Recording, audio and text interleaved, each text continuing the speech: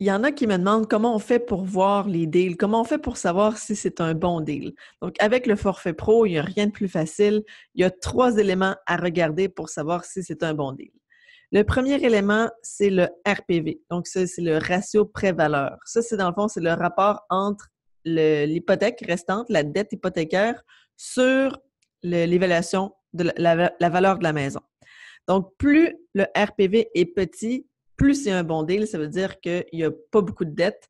Donc, vous avez une très grande marge de manœuvre. Et là, ce qu'il faut comprendre, c'est, dans le fond, si la maison, imaginez là, une maison avec deux retraités à l'intérieur, deux personnes âgées, la maison est claire depuis très longtemps, puis que ces deux personnes-là, les deux personnes âgées veulent vendre leur maison. À quel prix est-ce qu'ils vont pouvoir la vendre? Ils vont pouvoir la vendre n'importe quel prix parce qu'ils n'ont pas de dette hypothécaire à rembourser. Donc, ils ont toute la marge de manœuvre pour décider le prix qui leur convient.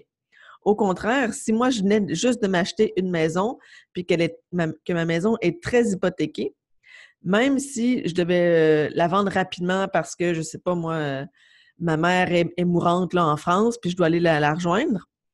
Donc, si je dois la vendre rapidement, mais je ne peux pas la vendre moins cher que mon hypothèque parce que je dois absolument rembourser la banque. Donc, la dette hypothécaire, c'est le montant le plus bas auquel est-ce qu'on peut vendre une propriété. Donc, s'il n'y a pas de dette, ça veut dire qu'il y a une très grande marge de manœuvre et c'est ça qu'on cherche dans le fond. Donc, le premier élément à regarder, c'est le RPV. Donc, plus le RPV est petit, plus c'est intéressant. Quand c'est 0, ça veut dire que c'est clair. Ça ici, c'est assez élevé. C'est en bas de 70 on dirait la règle du pouce, c'est un RPV en bas de 70. Donc, ça, c'est trop élevé. Mais 17 ici, ça serait intéressant aussi. C'est très intéressant.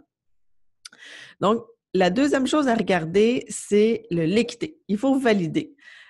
Surtout en région, quand les valeurs des propriétés sont moindres, on pourrait avoir un faible RPV, mais l'équité qui serait pas assez grand. Donc, on cherche une équité ça, c'est sûr que c'est personnel, là, mais en général, les gens cherchent une équité en haut de 60, 80, 100 000 parce que sinon, il n'y a pas assez de place pour faire du profit à la revente. Donc, une équité en haut de 80 000, je dirais que c'est une bonne règle du pouce. Donc, c'est sûr que quand il n'y a pas de dette, l'équité, c'est la valeur de la propriété. Donc, c'est suffisant. Comme ici, le RPV est haut, donc il n'y a pas beaucoup d'équité. Donc, ça, c'est pas bon. Puis, dans ce cas-ci, un faible RPV, une bonne équité substantielle, ça serait intéressant. Le troisième élément à regarder, ce sont les indices. Ça, c'est du bonus. C'est pas nécessaire, mais c'est intéressant. Donc, les indices sont ici. Quand on clique dessus, il y a une petite définition qui est écrite.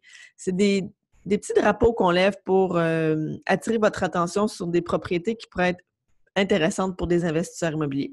Donc, celui-ci, par exemple, ça veut dire que le propriétaire, qui est l'héritier dans ce cas-ci parce que c'est une succession, il n'habite pas à cette adresse-là.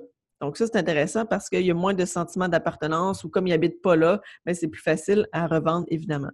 Ça ici, c'est quand le propriétaire possède plusieurs maisons visées par un acte notarié.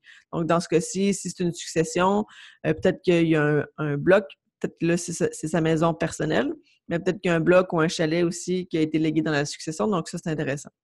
Puis, celui-ci, c'est quand cette propriété-là a été léguée à plus de 2 héritiers. Donc, ça, c'est le fun parce que c'est plus facile de négocier une baisse de prix. Donc, ici, on a un petit RPV, une grosse équité, puis 3 beaux indices. Donc, je pense que ça serait vraiment intéressant. Puis ici, on va dans la fiche de propriété. Évidemment, on a tous les détails de cette propriété-là. Donc, on voit les indices ici qui sont relatifs à la propriété. Donc, le propriétaire n'habite pas là.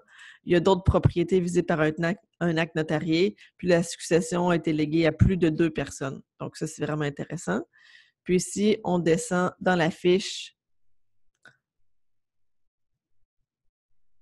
On va voir ici les autres propriétés qu'on parlait dans l'indice. Donc, on peut cliquer sur cette propriété-là pour voir qu'est-ce qu'il en est. Donc, j'imagine que c'est un chalet à Pointe-Calumet. Puis, on voit évidemment tous les détails des chiffres qui étaient dans la liste tantôt. Donc, on voit qu'il reste 66 000 d'hypothèques à payer. Donc, 66 000 sur l'évaluation municipale, ça donne 17 et l'équité de 324 000. Donc, on voit ici que l'hypothèque qui est encore là a été prise en 2003. On estime à ça ici le solde, puis il n'y a pas d'autres hypothèques. Donc, ça ici, ça serait un très bon deal. Donc, en résumé, ce qu'il faut regarder, c'est un petit RPV, une grosse équité et des indices en bonus.